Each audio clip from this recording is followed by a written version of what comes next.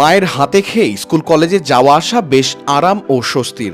অনেকেই ভালো স্কুল কলেজে বা বিশ্ববিদ্যালয়ে পড়তে বাড়ি ছাড়েন, তাদের বাসা ভাড়া নিয়ে বা হোস্টেলে থেকে পড়াশুনো করতে হয়। আবার অনেকে দূরত্ব বেশি না থাকলে পায়ে হেঁটে বা গণপরিবহনে শিক্ষা প্রতিষ্ঠানে যাতায়াত করেন। তাই বলে কেউ উড়োজাহাজে করে বিশ্ববিদ্যালয়ে আসা যাওয়া করেন, এমন ঘটনা কিন্তু বিরল। এমনই এক বিরল ঘটনার জন্ম দিয়ে খবরের শিরোনাম হয়েছেন ইউনিভার্সিটি অফ ব্রিটিশ কলম্বিয়ানের এক শিক্ষার্থী। তিনি বাসা ভাড়া বাঁচাতে সপ্তাহে 2 দিন উড়োজাহাজে চেপে ক্লাস করতে বিশ্ববিদ্যালয়ে যান। টিমচেন নামের ওই শিক্ষার্থী ক্যালগরির বাসিন্দা।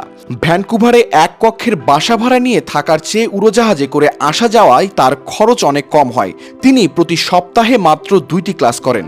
প্রতিবার ওই শিক্ষার্থীর আসা যাওয়ায় ভাড়া পড়ে $150 মাসে $1,200, যা বাংলাদেশি টাকায় $1,42,000 টাকার মতো। কিন্তু ভ্যানকুভারে এক কক্ষ বিশিষ্ট অ্যাপার্টমেন্টের মাসিক ভাড়া $2,100, যা প্রায় $2,30,000 টাকার মতো।